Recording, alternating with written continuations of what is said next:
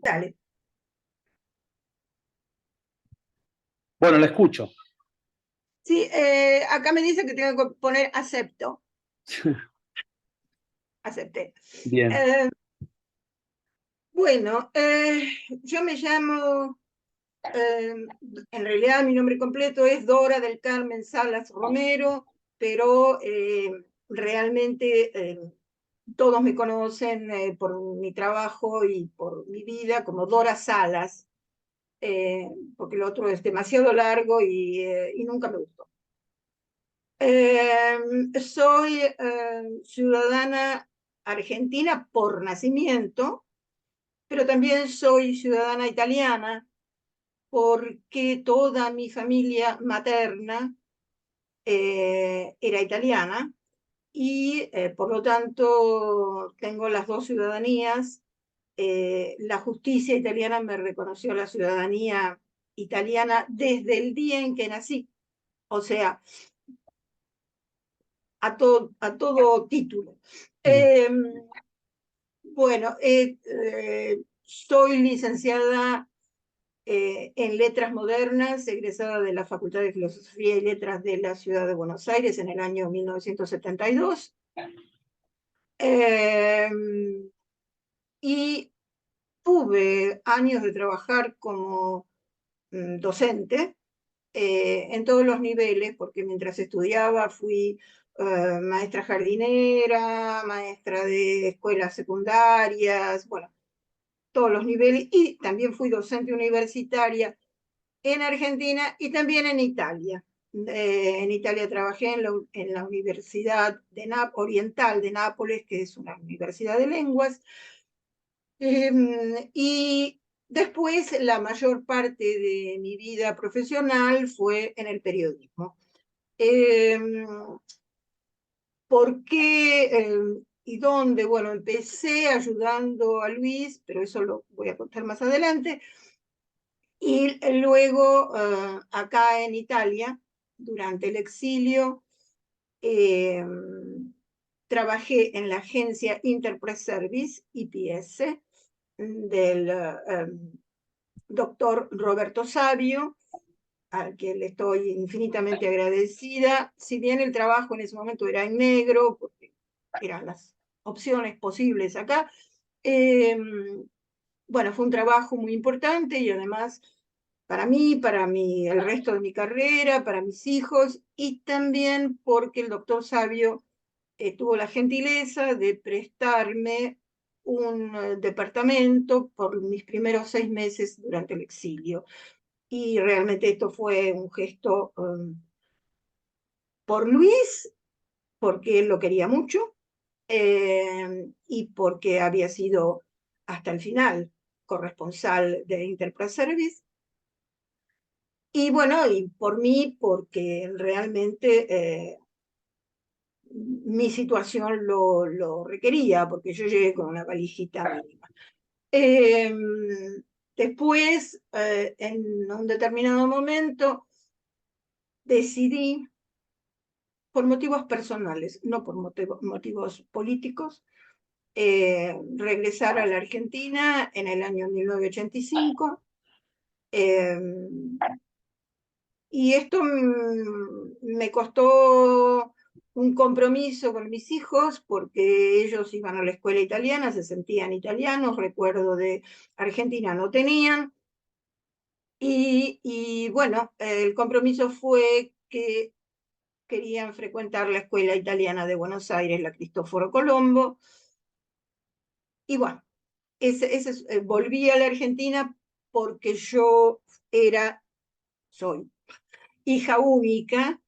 Mi madre había muerto mientras éramos clandestinos con Luis, o sea que yo no había podido asistir a la muerte de mi madre.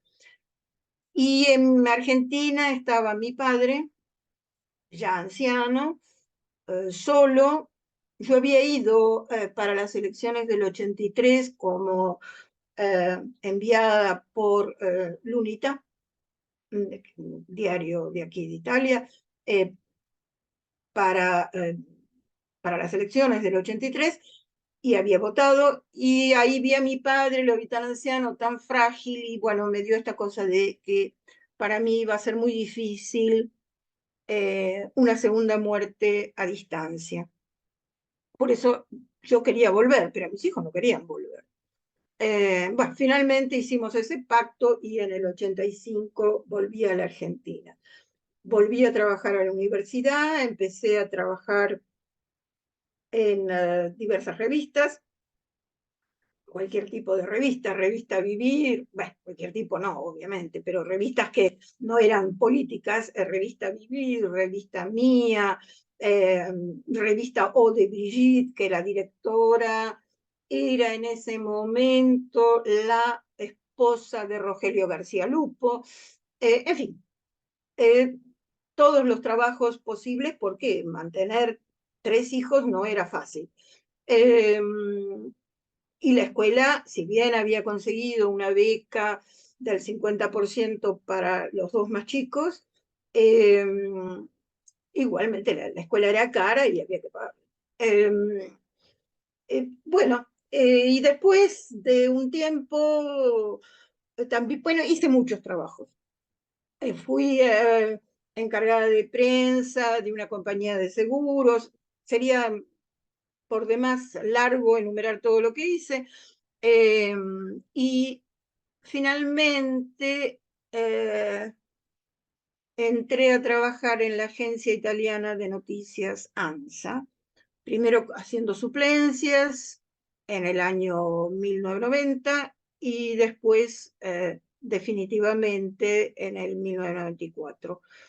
Y hice toda mi carrera hasta que me jubilé en ANSA y ya mis hijos habían estudiado, y los 3, uno es máster en veterinaria, digamos veterinario, después un máster en veterinaria, el otro es neurobiólogo y el otro es astrofísico.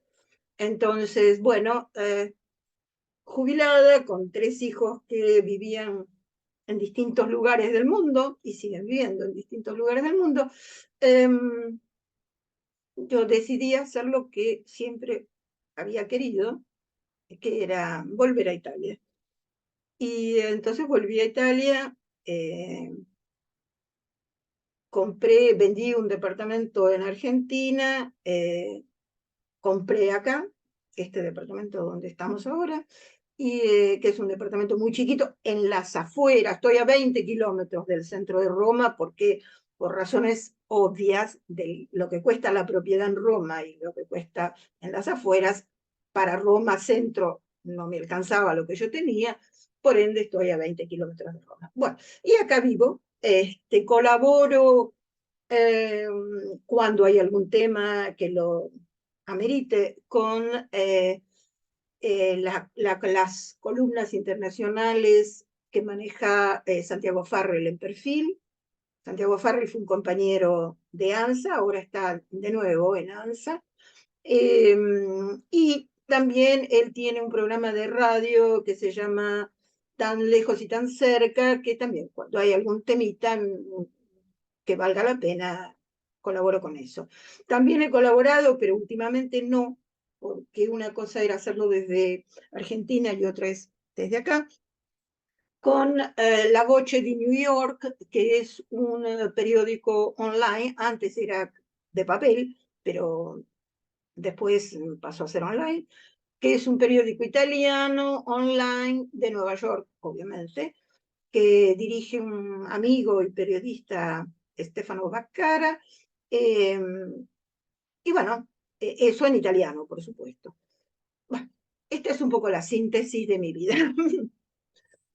¿Y con, Ahora, con con Luis, Luis. con Luis qué vínculo tuvo?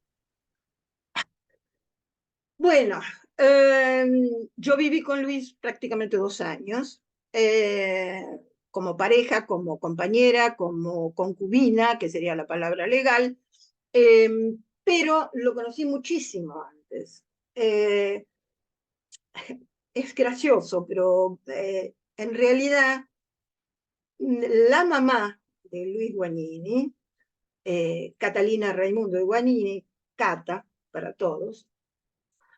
Ella era del partido trotskista, Política Obrera, y venía todos los meses a mi casa a traerme el periódico, y bueno, yo diría a melonearme, va, voy a usar la palabra que se usaba entonces, para convencerme de entrar a su partido.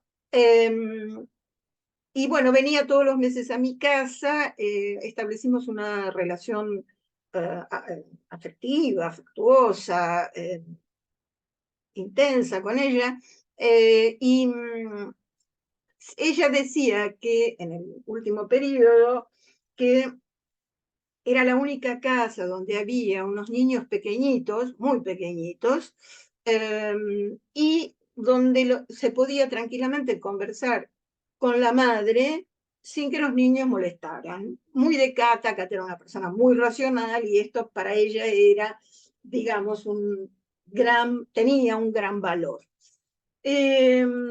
Además hay otro tema, y es que en la familia Guagnini, Omar y Cata, tenían una casa de verano en Miramar, cerca del vivero de Miramar, y mi familia también tenía una casa de verano en Miramar. En otra parte, cerca del mar, una casa muy chiquita, pero esto también hacía que nos encontráramos a veces en el verano por coincidencia. Bueno, en todas estas idas y vueltas, yo obviamente conozco a Luis, obviamente.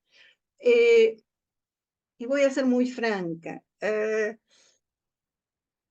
Cuando yo conocí a Luis en la época de periodista exitoso, me resultó, lamento decirlo, muy pedante, muy pagado de sí mismo. Yo me las sé todas, yo estoy de vuelta de todas. Y cierto dejo fuerte, machista, como que bueno, las mujeres sí están bien, pero este, ¿De qué año hablamos, Dora? Perdón que le interrumpa. uy, estamos hablando, en realidad, digamos, toda la relación con Cata tiene que haber sido del 72 en adelante. Eh, Así que bueno, ese es el periodo. Eh, y no sé, una vez, no me acuerdo por qué, se hablaba de una mujer embarazada y Luis hizo un comentario que a mí me resultó espantoso, tipo, bueno, las mujeres embarazadas tienen los ojos de una vaca muerta. Bueno, quiero hacer una aclaración acá, es decir, sea la vida de Luis que la mía, eh, tal vez hoy sea muy difícil de entender porque nos tenemos que remontar a cómo éramos todos, Sí, y me incluyo, en los años 70, fines de los claro. 60, principios 50 de años los... estamos hablando. Estamos hablando de 50 años atrás. Claro, Todo cambió mucho, cambiamos nosotros, sí, los que pudimos. Y esto, digamos, para una persona joven que por ahí oye estas cosas, se espanta, pero no era así para nosotros, que en ese momento lo que todos, o los que muchos, la mayoría de los que tenían mi edad, deseaban, o deseábamos, era cambiar el mundo. Digamos, nosotros lo que soñábamos con, lo digo en palabras muy simples, con un mundo más justo, con un mundo donde hubiera, hoy sería banal decirlo, justicia social, igualdad en general, y en mi caso personal, eh, yo quedé fascinada cuando alguna vez vi que en China eh, todos se vestían iguales. No había esta cosa de la moda, el collar, el maquillaje. No, todos igualitos. Y a mí esto me pareció fantástico en ese momento.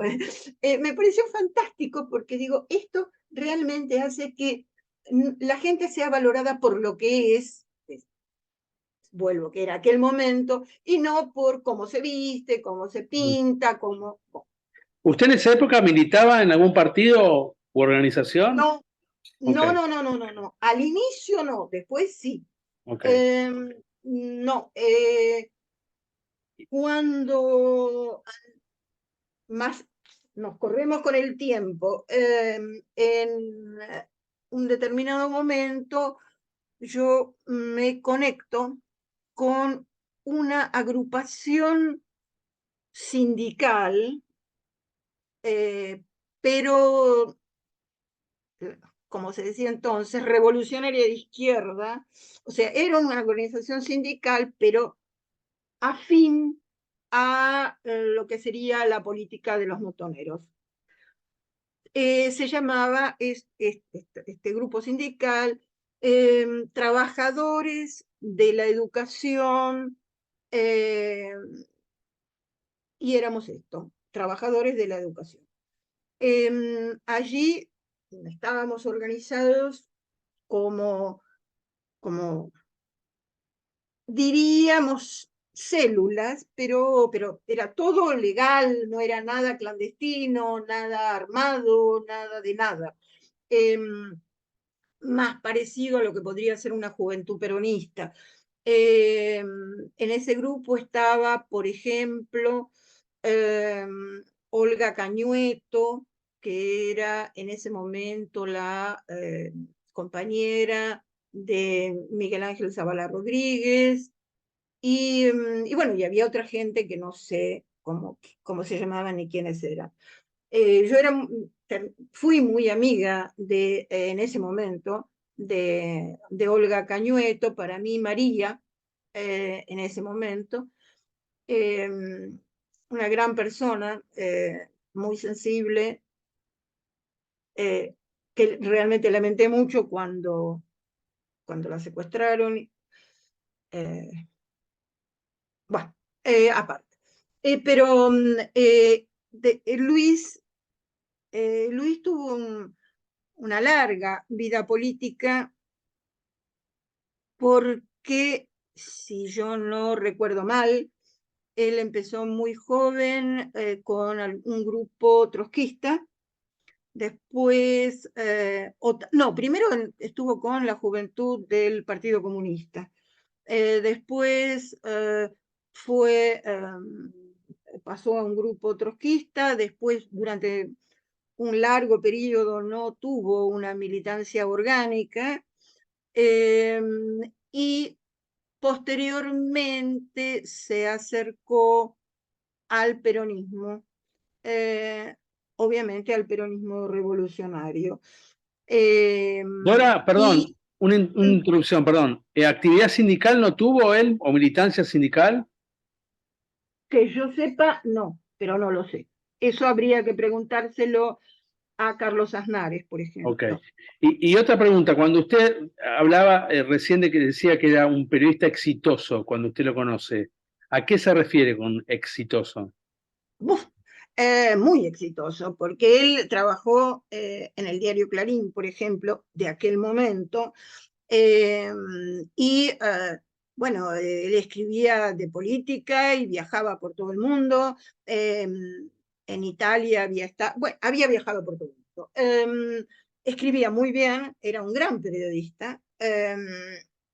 Yo creo que el hijo Lucas tiene algunos recortes de sus escritos, eh, y bueno, había estado en África también, y qué sé yo, anécdota, que porque era otro mundo aquel, ¿no? Para decir, uy, este tipo viajó en camello en África, es decir, era un mundo.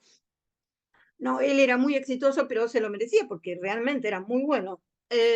Y ese éxito se debía a que ¿A que su obra era muy difundida, su trabajo era muy difundida, o a que él era una persona que tenía mucha facilidad para relacionarse?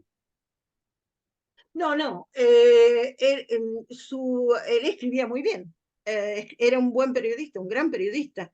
Y entonces, como donde trabajaba, evidentemente era reconocida su capacidad además para interpretar la realidad. No olvidemos que venía de una familia donde la política siempre había estado presente. O sea, Mm. un tío de él, hermano de la madre, era y fue toda la vida un militante del Partido Comunista, un médico, digamos, muy humilde, pero muy militante también. Eh, Después, Cata había recorrido, digamos, todas las facetas de la militancia, porque ella comentaba, inclusive yo he estado en todos los comités, desde la guerra española, el comité por solidaridad a favor de la guerra, de las víctimas de la guerra española, y de ahí para adelante, en cuanto a cosa solidaria internacional, Cata había estado.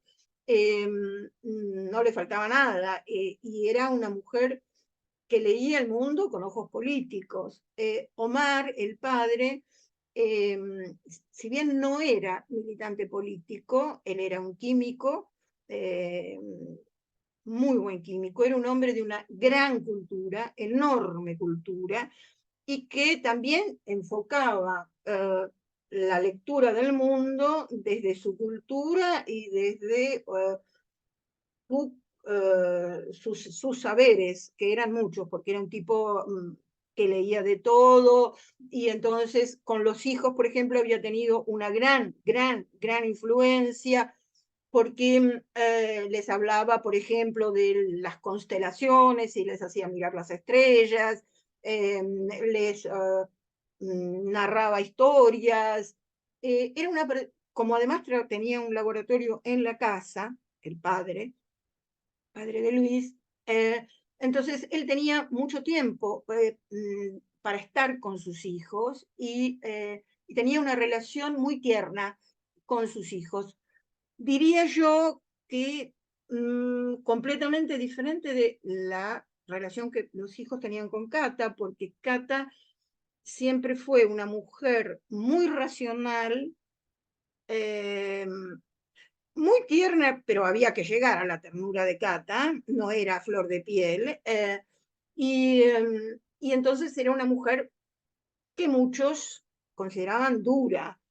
Además, trabajaba como docente, era profesora de matemáticas, y digamos, en la infancia de los tres hijos que tuvieron, o sea, de Luis el mayor, Miguel y Diego, la figura, entre comillas, tierna, era el padre, y el que tenía más presencia porque trabajaba en la casa.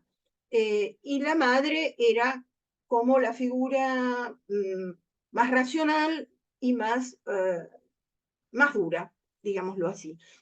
Aunque en el fondo no lo era. Sí, Luis, ¿tuvo formación académica en algún ámbito? bueno. Y entró en varias universidades, entre otras la Facultad de Filosofía y Letras, pero no voy a decirlo con mis palabras, voy a usar palabras de Cata. Cata le decía, vos sos maestro, a Luis, ¿no? Vos sos maestro de muchas cosas, pero profesor de nada. No, nunca se recibió de nada. ¿Y él quería ser periodista o aspiraba a algún otro campo de las ciencias sociales? No, no, él quería ser periodista. Ok. Él amaba su profesión, la respetaba O sea, él mucho, se consideraba periodista. sin duda. Ok. Se consideraba periodista y también político. Ajá. Eh, eh, digamos, en la parte en la que yo lo traté más, o sea, no la que era el periodista exitoso, el que decía antes, sino luego, cuando él se va acercando más a, a ser parte orgánica de lo que después fue Montoneros. Él allí alguna vez me lo comentó a mí también. Él decía, yo soy un periodista que hace política y un político que hace periodismo. Y creo que era una muy acertada definición. Ahora, siguiendo con la historia de cómo lo conozco yo, en un verano, bueno, la otra cosa es que en esa época éramos todos, estábamos muy todos los que teníamos este tipo de sentimiento, ¿no? De justicia social y demás, todos estábamos muy en contra de la hipocresía de los vínculos familiares que tradicionalmente existen todavía, pero que en ese que nuestras familias habían mantenido. No el caso de Omar y Cata, que para nosotros eran un modelo, además ellos eran primos hermanos entre ellos, o que sea que se conocían desde la infancia, pero hablando, por ejemplo, de mí, yo sabía positivamente que mi madre había estado enamorada de mi padre en algún momento y viceversa, pero que después mi madre no quería saber nada con mi padre, pero cuando uno le planteaba, bueno, pero si tan mal te sentís, sepárate, se lo dije yo misma, y la respuesta era, ¿cómo decís eso de tu padre? No, te equivocás, yo no lo dije, lo decís vos. Es decir, o sea, y esto era la situación más común. O sea, se mantenían vínculos muy hipócritas, solo por el vínculo. Y nosotros contra eso, bueno, no estábamos de acuerdo, queríamos vínculos realmente de amor, y eso nos llevaba a cambiar de pareja bastante, porque ahora visto desde la ancianidad, digamos así, digamos, el enamoramiento dura un periodo y después hay que construir, creo yo, esto es una opinión personal, otro tipo de vínculo sincero, de amor, de afecto, de amistad en el afecto, pero bueno, si todo eso no está más, es mejor, sigo diciendo que es una opinión personal, cortar y empezar de vuelta. Creo que es más sano, inclusive para los hijos, porque después el otro mito era, no, los hijos. No, los hijos, depende del amor que uno les da a los hijos y del respeto con que los trata y de la verdad con que enfrenta cada situación. Bueno, dicho esto, en ese momento, en un verano, en Miramar, Luis ya estaba vinculado con el peronismo revolucionario, digamos, con los montoneros, y nos encontramos en Miramar. Y obviamente charlamos mucho, y yo ahí encontré otro Luis, un Luis completamente diverso, al que había visto, o con el que me había cruzado unos años antes, y ahí ya estoy hablando del año 75, diría. Me puedo equivocar, podría ser el 74, pero ya en esa parte. Y encontré un Luis muy cambiado, muy humano, muy, muy respetuoso, siempre brillante, pero un brillante afectivo. Y bueno, obviamente él estaba con Nicolás, yo estaba con mis hijos y realmente, que eran muy chiquitos, y bueno, digamos que nos gustamos como personas.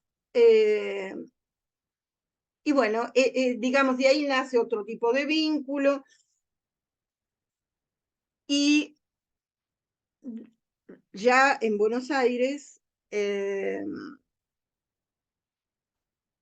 Luis en un determinado momento, él sabía, por el conocimiento que tenía de mi familia, que mi familia tenía algunos departamentos y algunas casas vacíos. ¿Por qué? Porque se había muerto una tía, porque otro se había ido al exterior, qué sé yo. Circunstancias de familia. Y ahí ya estoy hablando, sí, ahí con fecha precisa, de los primeros meses del 76. Y después viene el golpe. Entonces Luis viene a hablar conmigo y me dice si yo le podía prestar, alojar, alquilar, qué sé yo, lo quisiera, algunas de esas viviendas de mi familia que no estaban ocupadas. Bueno, y ahí, sí, efectivamente, él se aloja por un tiempo. Bueno, lo que pasa que en el interín me había acercado yo al grupo de los trabajadores de la educación y yo también me estaba cambiando de casa por razones de seguridad.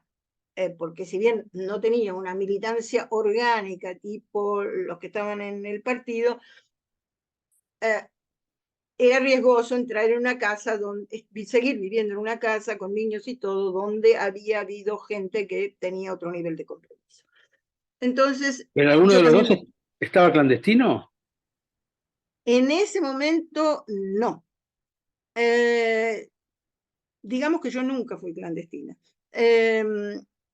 Luis estaba en un estado de semi-clandestinidad, acababa de dejar un último trabajo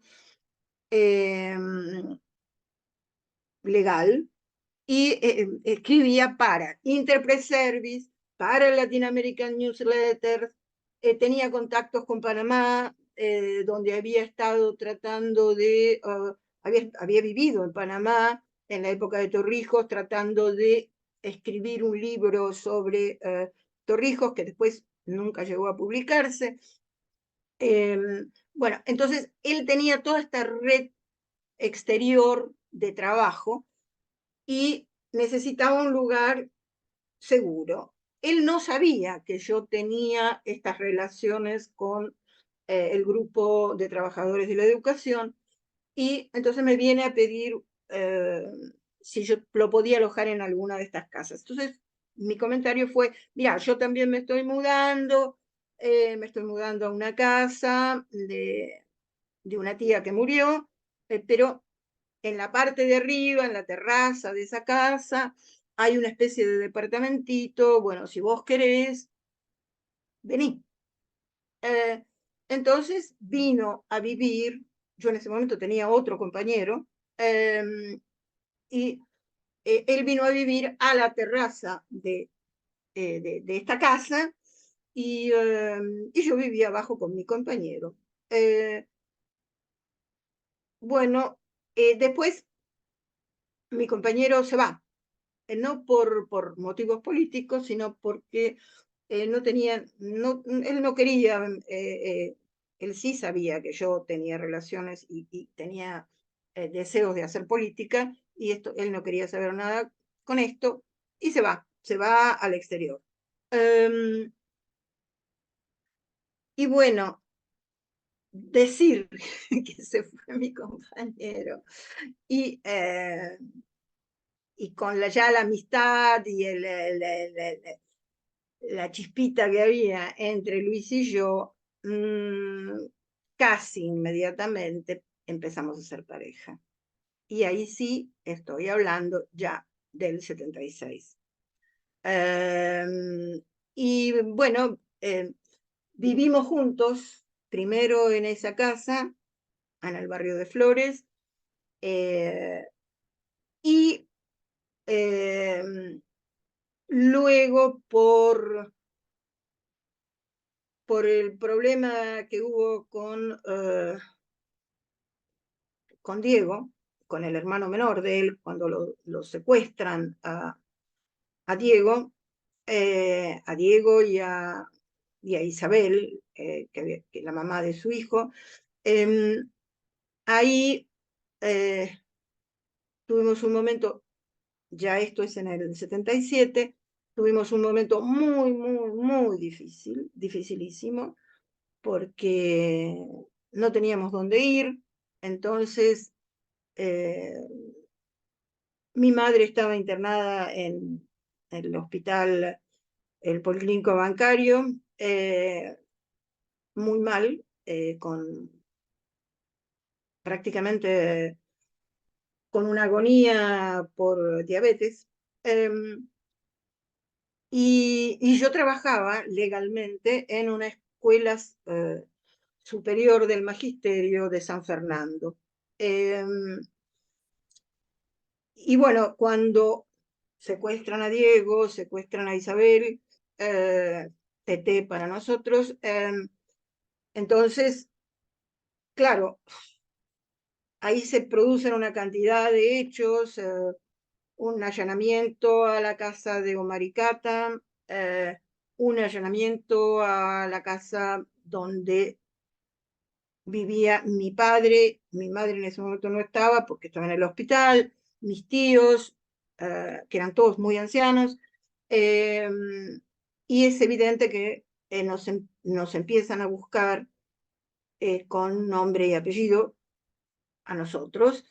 Y entonces, en ese momento, lo que hicimos, la semana más difícil, semana, 10 días, no sé cuánto fue exactamente, vivíamos de noche en hoteles alojamiento, a los que entrábamos después de la medianoche para poder dormir toda la noche en el hotel alojamiento, y a la mañana, a las 8 de la mañana, nos íbamos, y por suerte teníamos plata que venía de los trabajos en el exterior de Luis, y entonces pasábamos de una peluquería a otra peluquería, de un restaurante a otro restaurante, de un cine a otro cine, o sea, este tipo de cosas para poder llegar a la medianoche a entrar a otro hotel alojamiento.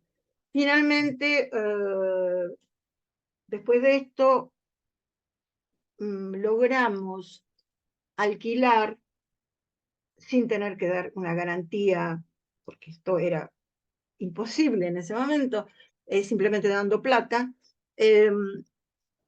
una casa, la casa de adelante de las típicas casas chorizo, o sea, que tienen un corredor finito al costado y una casa adelante con un espacio que da a la calle. Alquilamos en la calle Laguna, cerca de la autopista.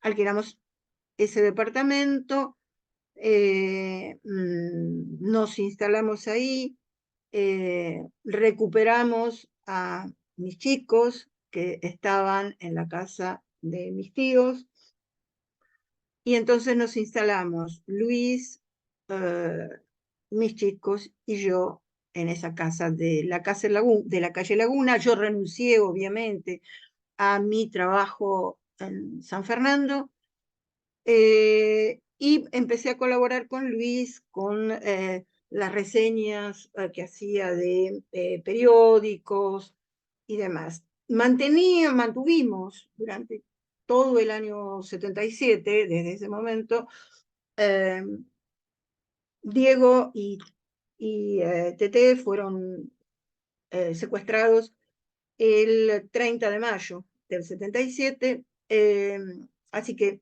pongamos 10 días de todo el giro que le conté antes, y después nos instalamos en esa casa hasta el secuestro, que fue el 21 de diciembre del 77. Dora, perdón que le interrumpa. ¿Nunca pensaron en irse, en exiliarse? Sí, Sí, pero eso viene después. Este, em, en ese momento no, absolutamente no. Lo que queríamos tener era una vida normal, lo más normal posible, con militancia, pero normal, eh, en Buenos Aires. Y ahí, entre las preguntas, una era la del Carlitos Balá de la calle Laguna. ¿Por qué? Porque Luis era un personaje, ¿eh? Luis en ese momento, usaba jeans cortados a tijera, a mitad de pierna, eh, y con todos los, digamos, los flecos que quedaban cuando uno corta tijera un jean. Eh, Usaba el pelo bastante largo y la cosa más extraña para ese barrio es que de algún viaje de periodista había traído suecos de Suecia.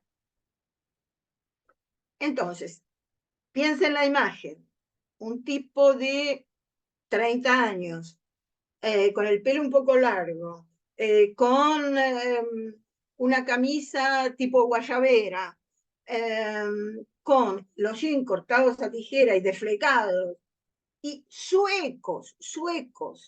Es decir, el cambio, el salto que había dado él, digamos, era notable.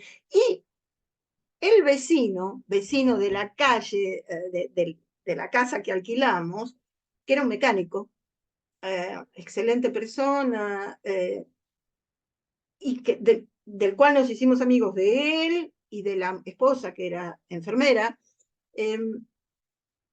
Él fue el que le puso este apodo. Che, vos sos el Carlitos Bala de la calle Laguna. Por otra cosa rara para un tipo en ese momento, y acá quiero marcar la evolución de Luis, ¿no? Nosotros teníamos un lavarropas, lavábamos la ropa y había que subir a colgarla en la terraza. Luis subía con el tacho de ropa y con los suecos y todo lo demás, colgaba la ropa él, el hombre, en la terraza. Entonces, realmente su cambio era total, y el vecino, que lo miraba con los ojos así, le puso este apodo, el Carlitos Bala de la calle Laguna. Con este vecino jugaba al ajedrez casi todas las noches. Iba Luis a la casa de este vecino, pegada, y jugaban al ajedrez. Yo me quedaba durmiendo, por supuesto. Una noche, esto describe un poco el tipo de personaje que era él. Una noche yo dormía profundamente, podían ser, qué sé yo, la una y media o más, no lo sé, cuando Luis viene, me despierta y me dice, dale, despertate, juguemos al Blackgammon, que era una cosa que jugábamos entre nosotros. Dice, porque necesito ganarle a alguien, porque él tenía este espíritu de jugador y había perdido, toda la noche había perdido al ajedrez con el vecino. Bueno, ¿qué hice yo? Lo esperable en ese momento. Me levanté, me vestí, me puse a jugar con él hasta que, bueno, me ganó. Eh, Dora, otra de... perdón, me estaba hablando de la posibilidad de irse, de exiliarse antes del secuestro. Sí, pero eso fue muy sobre la marcha. Eso fue ya eh, en diciembre del 77, o sea, muchos meses después, pongamos mayo, desde junio a diciembre. En diciembre, después de una serie de caídas de compañeros, de las que nos enterábamos por avisos de esos exóticos que se ponían en esa época, perrito extraviado, cosas así. La situación era muy dura, y yo empiezo a presionar para irnos. Y Luis me dice que no. Y sus textuales palabras fueron, mira, los responsables mayores están en el exterior y los que nos quedemos acá cuando la etapa cambie, vamos a ser los que vamos a poder tener el poder. O sea, su idea era que quien se iba y quedaba en inferioridad de condiciones con respecto a los que resistían en el territorio. Esto lo discutimos mucho desde principios de diciembre del 77 hasta el secuestro. ¿Por qué? Porque, y ahí viene otro elemento, siempre la historia juega con algunas casualidades, ¿no? El hijo mayor de Luis, de su único matrimonio legal, Nicolás, que es pintor y muy reconocido y vive en Estados Unidos, Nicolás cumple años en los primeros días de diciembre. Mi hijo mayor, el veterinario, también cumple años en diciembre,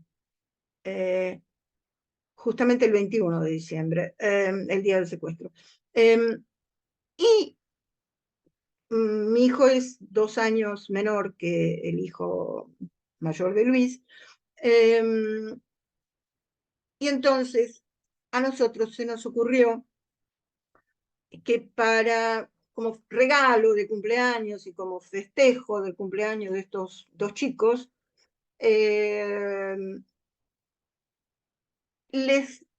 los mandábamos a un camping en el Delta, un camping organizado, hoy se llamaría una colonia de vacaciones o algo por el estilo. Los mandábamos unos días a este camping para que gozaran un poco de sus cumpleaños y de sus vacaciones. De hecho, cuando se produce el secuestro, estos 2 chicos, los más grandes, no estaban. Obviamente tampoco estaba el hijo de la segunda pareja de Luis, Lucas, porque estaba en Brasil con su mamá. Sí estaban mis 2 hijos menores. En ese momento yo presiono mucho más para el tema vayámonos, vayámonos, vayámonos. Y la respuesta y yo decía, vayámonos aunque sea por un tiempo, no te digo definitivamente, vayámonos por un tiempo y cuando volvemos vemos, cuando baje un poco el nivel de represión. Entonces estábamos discutiendo eso y Luis me dice, bueno, esperemos que vuelvan los chicos del camping, de la colonia de vacaciones, y una vez que vuelvan los 2 chicos, nos vamos. Nunca llegamos a hacerlo. Dora, él dejó instrucciones, ¿no? De qué pasaba si lo secuestraban. ¿Cuándo Sí, es que lo hace eso? no, eso lo hace, digamos que después del secuestro de Diego. Sí, le dejó instrucciones a la madre, que la madre cumplió al pie de la letra, por supuesto. Y lo otro que te quería preguntar, él estaba colaborando en Ancla, ¿no? La agencia clandestina creada por Walsh. Bueno, mira, en realidad, en la primera ancla, él no figuró. Eran Era Carlos Aznares, era Lucila Pagliai, era Lila Pastoriza y era... Suárez. no, no, no, no, no, no, no, no. En la primera era Aznares, Pagliai, Lilia Ferreira, la compañera de Bush. Esa era la primera ancla. Ahí Luis, no, seguro. Vi por ahí, pero yo no lo sé, ni nunca lo supe, que dicen que luego Ancla la dirigió Horacio Berbisky. Sí, Eh, lo que escribieron, lo que dicen es que la siguió él y la siguió Luis también, con algunas colaboraciones, digamos. no lo sé, yo eso no lo sé. Eso habría que preguntárselo a Berbisky. Eh, y sí, es al que habría que preguntárselo. Yo no lo sé. Hay que decir que obviamente yo me enteraba de algunas de las actividades de Luis, pero no de todas, por razones más que obvias. Porque Luis, en un determinado momento, y esto hoy se puede decir tranquilamente, y después te voy a hacer otra declaración, Luis fue oficial montonero. Cuando Montoneros hace toda esta jerarquía de, no sé, yo no la sé, pero es oficial, comandante, qué sé yo, los galones, como se decía en esa época, eh, Luis pasa a ser oficial montonero.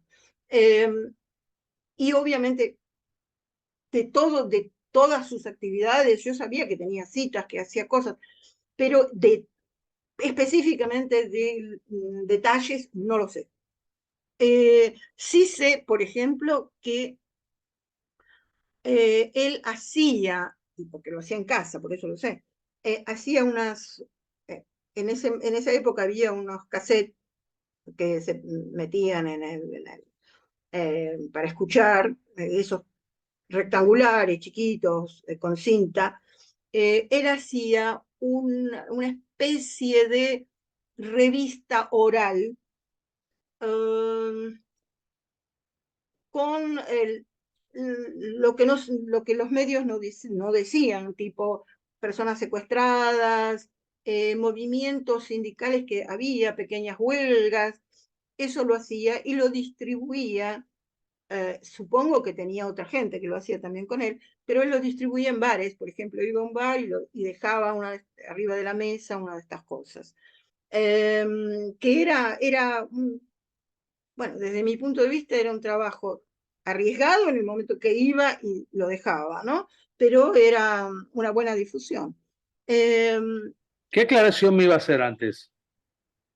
eh, bueno, no, que nunca llegamos obviamente, a concretarse la ida afuera, al exterior, porque nos secuestran el 21 de diciembre al mediodía, eh, y los chicos volvían el 23 de diciembre.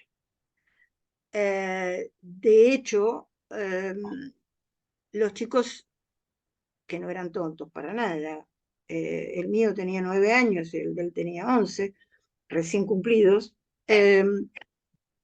cuando en la estación los estaban esperando, eh, la madre del hijo de él y mis padres, los chicos se dan cuenta que algo extraño nos había sucedido a nosotros porque si no hubiéramos estado nosotros. Y Eh, a usted qué día la liberan? el 23 de diciembre a la noche. Espera que voy a apagar mi celular porque esta es la hora que se ponen activos los de la Argentina. Este, y bueno, en realidad hay muchas aclaraciones para hacer porque eh, Luis, por ejemplo, esto tiene que ver con los hijos. Con Nicolás que vivía en Buenos Aires con su mamá, que está fallecida de cáncer, era psicóloga. Con Nicolás, Luis se veía normalmente, mientras vivimos en la casa que era de mi familia. Se encontraban en el centro, en paradas de subtes, y muchas veces lo trajo a casa, donde jugaba justamente con mi hijo, que más o menos era contemporáneo de él, si bien era más chico, eh, y realmente cuando estaban en el centro, Luis y Nicolás recorrían librerías, compraban libros, eh, o sea, tenían una relación que nunca se interrumpió. Eh, Obviamente después cuando pasamos a la casa de la calle Laguna, como todo era mucho más difícil, ahí no lo trajo nunca, pero no interrumpió verlo. Tanto es así que en enero, ya hablo del 78, después que me liberan a mí, Nicolás me pidió, él, a 11 años, era un chico muy maduro, que quería seguir haciendo conmigo lo que hacía con el padre. O sea, encontrarnos en el centro, recorrer librerías, eh, conocer historias y demás.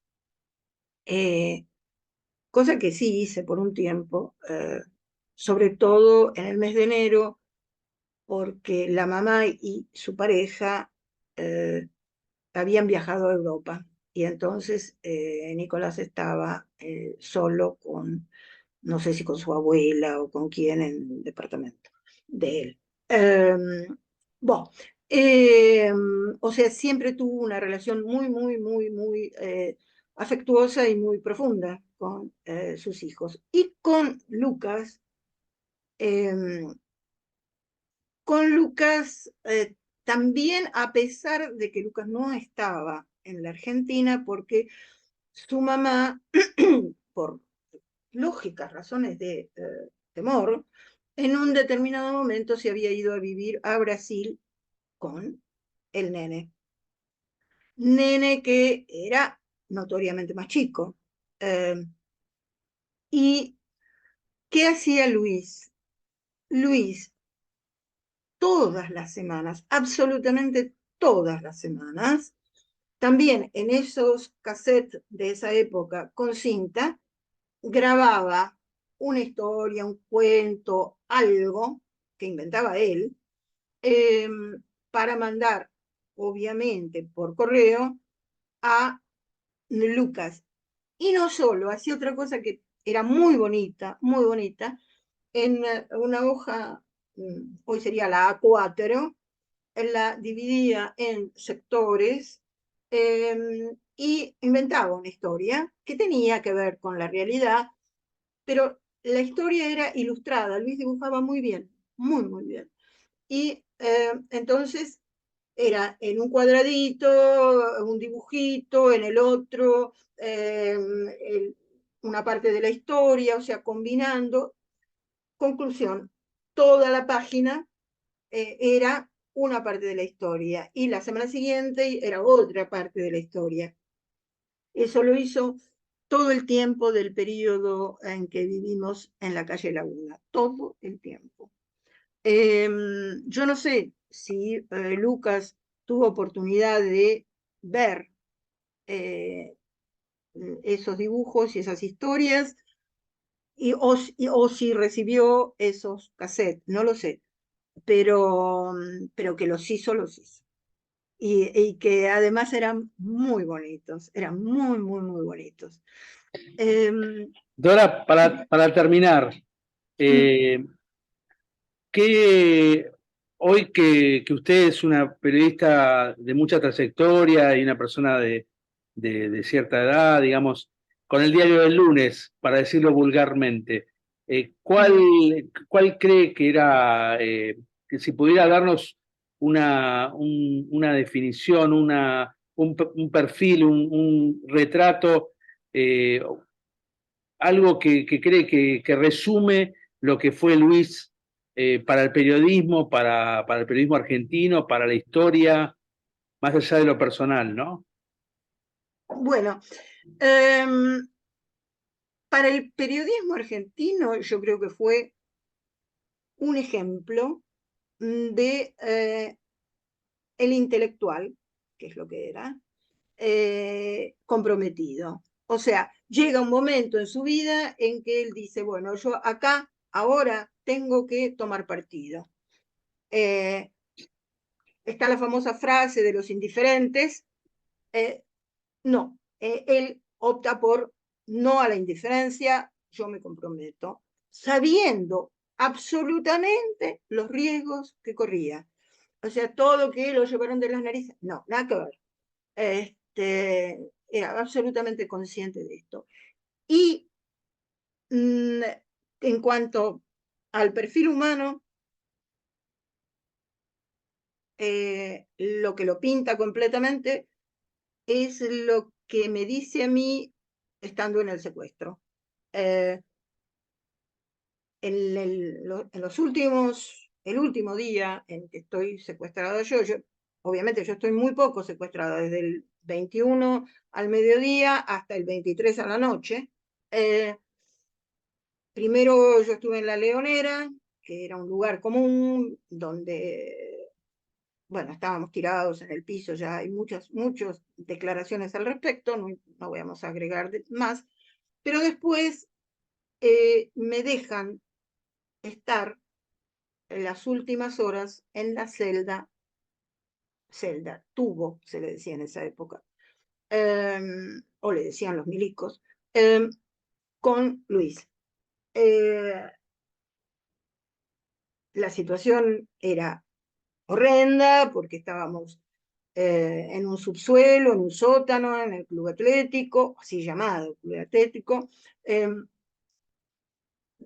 vendados, encadenados de tobillo a tobillo, eh, cada tanto sin aire, sin nada, una rejillita solo, cada tanto se oían, o cada tanto entraba algún milico y o policía, porque era compartido, a controlar. Eh, cuando le dicen a Luis que a otra compañera, colega que habían secuestrado junto con nosotros, eh, y a mí nos iban a liberar, cosa que nosotras mismas no creíamos, es decir, decíamos, sí, por ahí nos dicen que nos liberan y nos sacan y nos fusilan afuera. Este,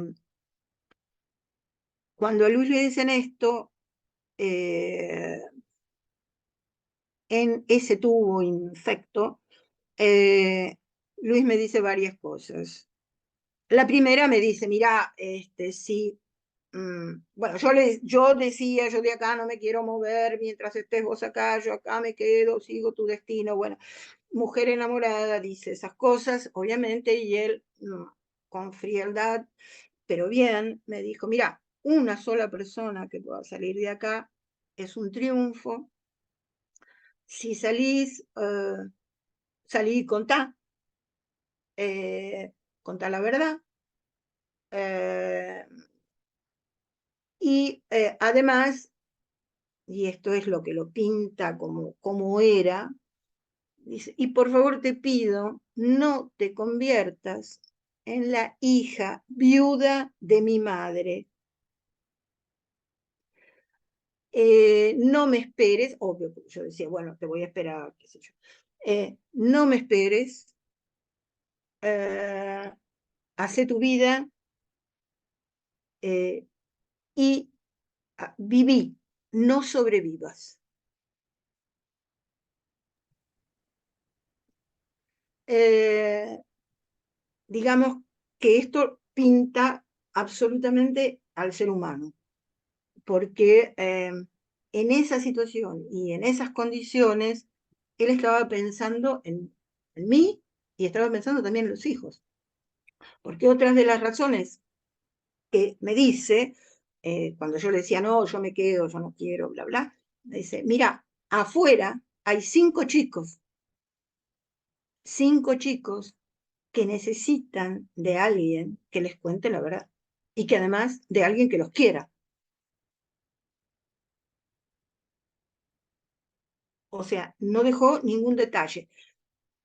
No solo no dejó ningún detalle, sino, bueno, esto también yo lo he declarado muchas veces, eh,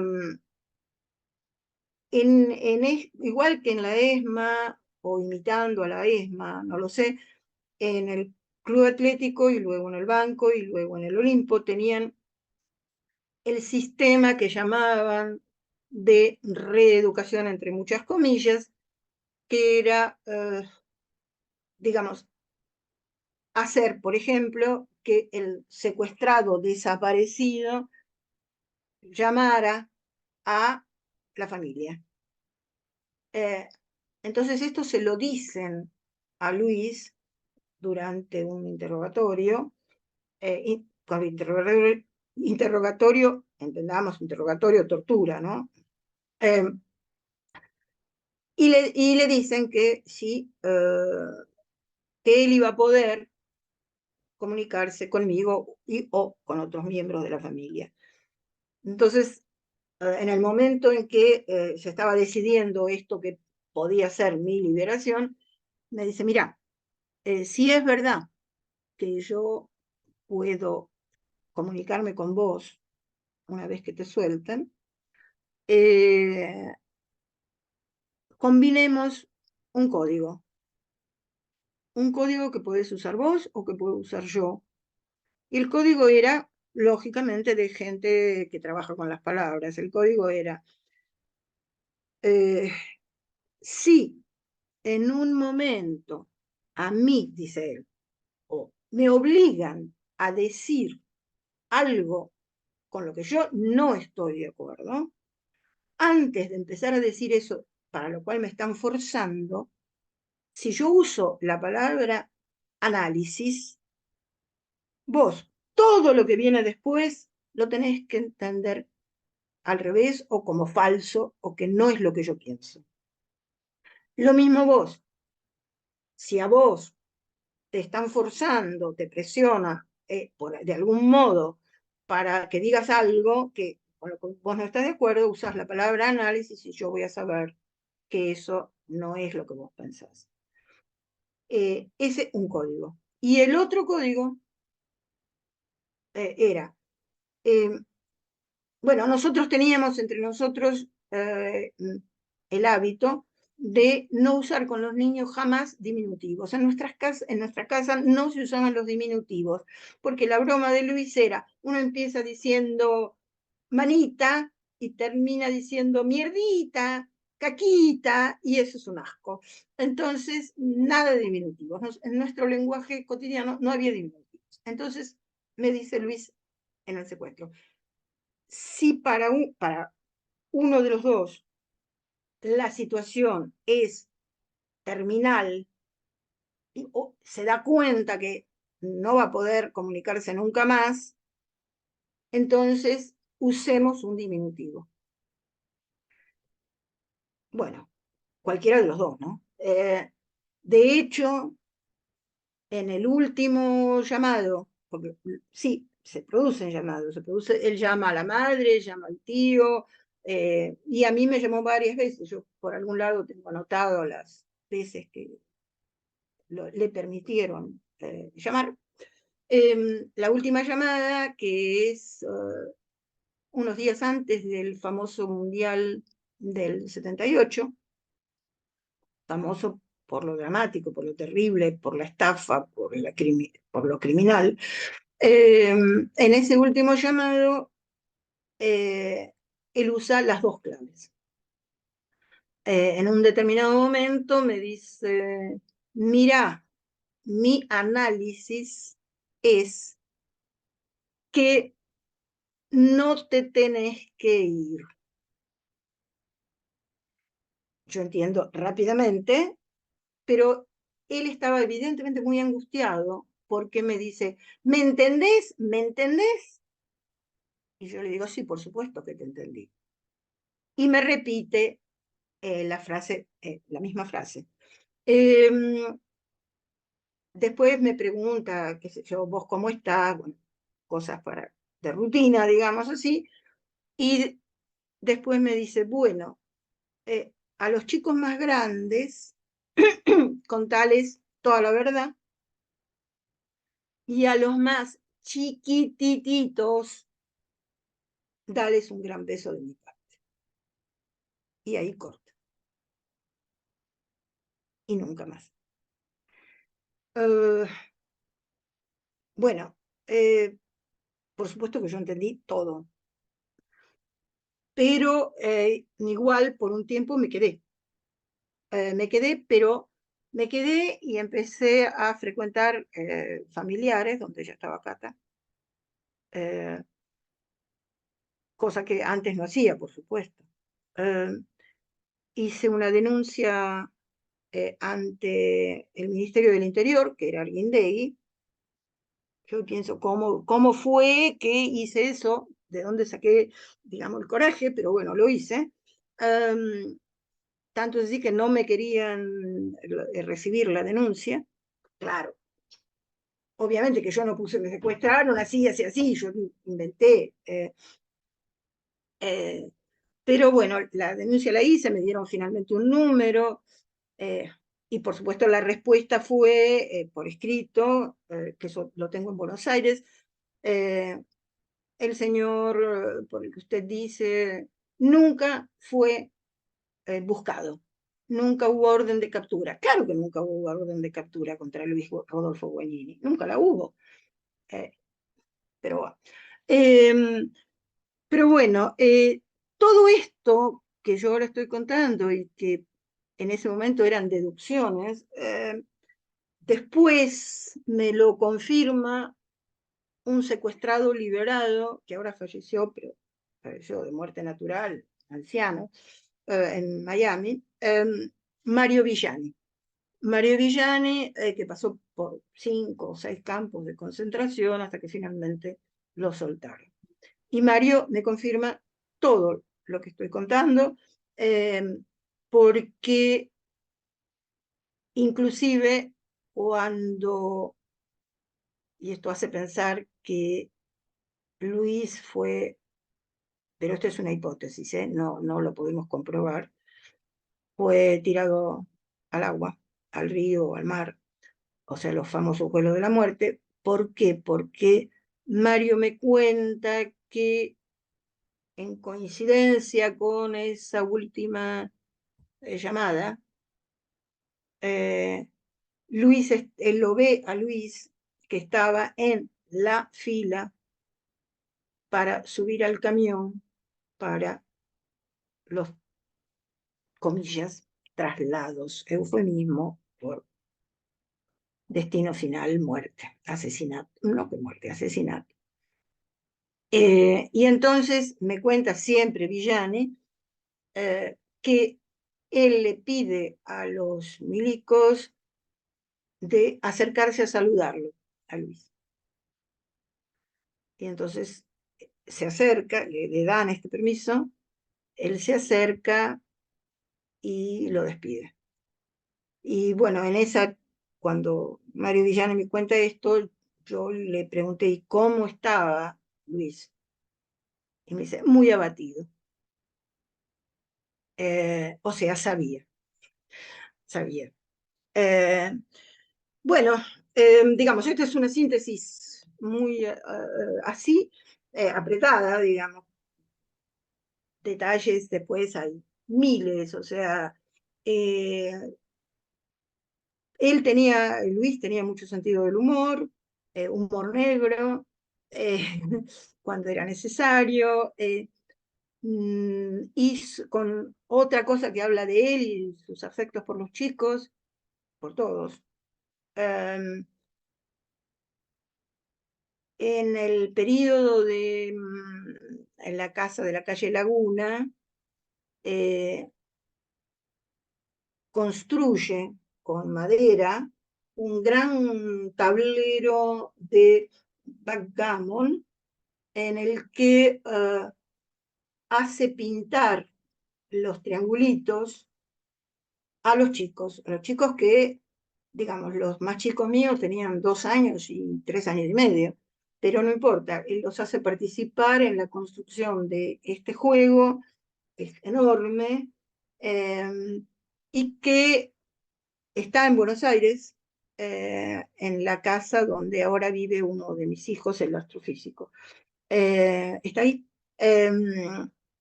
Y bueno, yo obviamente ni se me ocurrió sacarlo de allí y traerlo acá a Italia porque el lugar es donde está. Y bueno, estas son las cosas que me parecen así como que definen un poco la afectividad de una persona que en medio de las peores circunstancias daba espacio a escribir cuentos para sus hijos, a tratar de mandar un cassette y además a construir un juego haciendo participar a una niñito de 2 años, eh, porque era del grupo, de la familia, llamémosla así, ¿no? Bueno, no sé si alguna otra cosa quieres preguntarme. No, está bien. Muchas gracias por tu testimonio, Dora. No, de nada. No, hay una cosa que sí te quiero decir. Diego, en realidad dos cositas. Una que tiene que ver con Lucas, y es que en la Pascua del 77, la mamá viajó a Buenos Aires con el nene y tuvimos la posibilidad, la suerte, de ir con los 5 chicos a una casa que tenían en San Miguel del Monte, mi papá. Y bueno, estuvimos ahí. Hay fotos de eso en Buenos Aires. Yo tengo una acá, pero creo que Lucas también la tiene porque yo se la mandé. Y pudimos estar juntos unos días todos. Y no solo, también después ya en Buenos Aires, en ese mismo viaje, un día fuimos al circo con los chicos. O sea, todo esto era muy riesgoso. Estamos hablando del 77, pero valía la pena hacerlo porque eran los chicos, ¿no? Y eso, y después hay como digamos otra cosita, y es que después del secuestro de Diego y de Tete, Cata Guagnini estaba militando en Familiares de Desaparecidos. Y el día del secuestro de Luis y mío, y también de mis 2 hijos menores, aclaro, que fueron secuestrados con nosotros, ese día Cata estaba en Familiares cuando recibió la noticia de nuestro secuestro. Y rápidamente se puso, dijo, ahora déjenme porque tengo que hacer lo que Luis me pidió. Y ese mismo día ella empezó a ejecutar todo lo que en esa especie de documento le había dejado escrito Luis en el caso de un secuestro nuestro. Por eso, al día siguiente, o sea, el 22, ya Interpress, Christopher Roper, todos sabían, se difundió la noticia a nivel internacional. Eso y además la coincidencia con la difusión de la noticia de las monjas francesas, que había sido también en diciembre de ese año, de alguna manera creo que hizo que, bueno, yo hoy te esté contando esta historia. La rapidez con que se movió Cata y también el contexto, ¿no?, en que esto se da. bueno, Gracias, Dora. Muchas de gracias. nada.